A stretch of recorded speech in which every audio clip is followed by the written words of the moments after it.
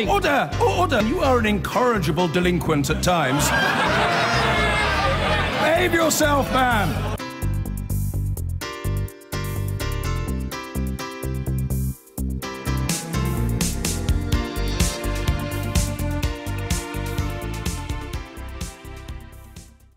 Knife crime is now one of the greatest challenges facing police forces across the country. In fact, the knife is Britain's #1 murder weapon. The figures are all the more shocking because increasingly both victims and perpetrators are young, children and teenagers.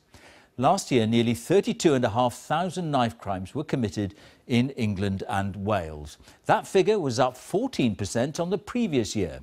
Our Home Affairs correspondent June Kelly has been on police patrol in Birmingham and met some of those working to end the knife culture.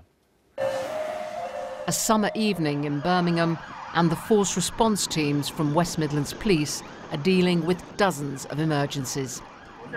Bristol Police for a second stabbing. This time it's Grove in Kingsdorp, and I'm not joking. Oscar 30, that's overheard. Grandson has been stabbed. Caller has had a call from her daughter stating that 15-year-old grandson has been stabbed. Caller is hysterical. He's not at this location. The victim is a 15-year-old boy. He doesn't live in this road. He was found here. The teenager is helped into the ambulance by his mate. No sign of the attacker and no information from the victim. Are you doing anything productive in that particular job? It's just we've got another one. He's single stab wound to the abdomen, bleeding a lot. And once again, there's no cooperation from this second victim. The pressure not to be a grass. Unfortunately, he didn't want to provide a statement or provide us an account or tell us where the incident had occurred. So there's very little we could actually do or investigate, but we can still record the matter as a crime. They want to kill me in the house. In the West Midlands, just like the rest of the country, knife crime is on the rise. Do you understand the reasons why you're being searched? Yes, because of weapons. Lives lost, victims scarred and maimed, and more people found to be carrying blades. Celebrate 2, celebrate 3, my dance fresh home, let's celebrate G. Depsman was a rising rap star. The teenage grime artist from Birmingham had fans all over the country.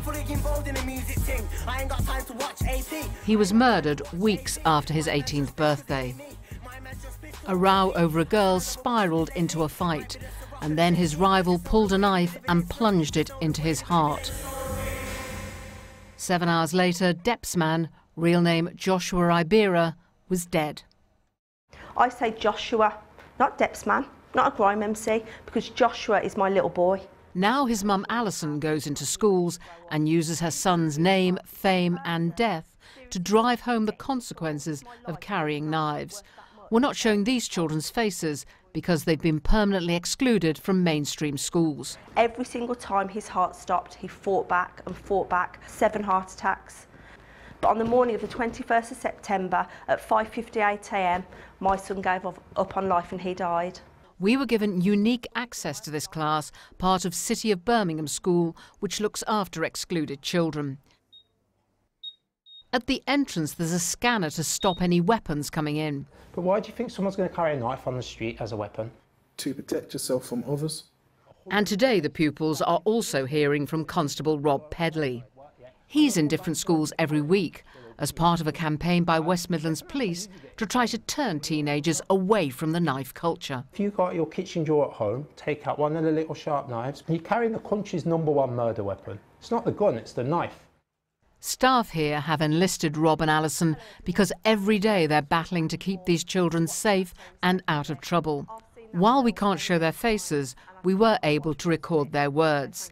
They know about knives being used as initiation into gangs. Usually you take a beating.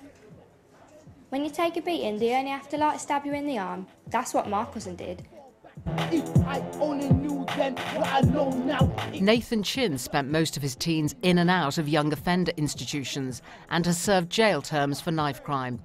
He's tried to turn his life around, and now, as well as being a rapper, he's also launching a charity.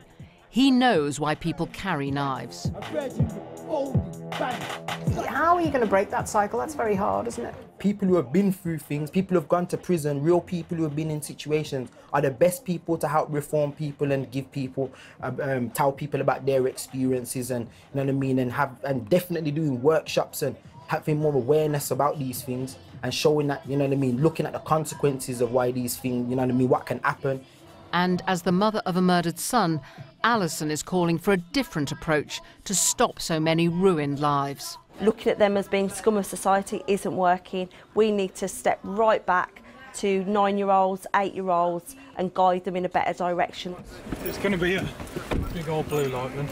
Around the country, police are trying to crack down on the culprits, but the problem is escalating, and it will take a change of mindset and culture to halt the knife epidemic. And June's with me now. June, as you said right at the end there, the police clearly believe they're not just dealing with a crime, they're dealing with a whole culture. That's right, George. And last week, the country's most senior police officer, the Met Commissioner, Cressida Dick, said, we can't deal with this problem simply by arresting people. She said it's about changing attitudes and behaviour, and to do that, they have to have the help of individuals and organisations. And that's why the work of someone like Alison Cope, who we saw in the piece, is so vital, because as a bereaved mum, she can drive home the consequences of carrying knives. Now, of course, all young people are under peer pressure, but some teenagers in some parts of society, when they leave home, they will pick up a knife in the same way that they will pick up their mobile phone. And that is the mindset that all anti-knife campaigners are trying to change and challenge. June, thanks very much. Thank you.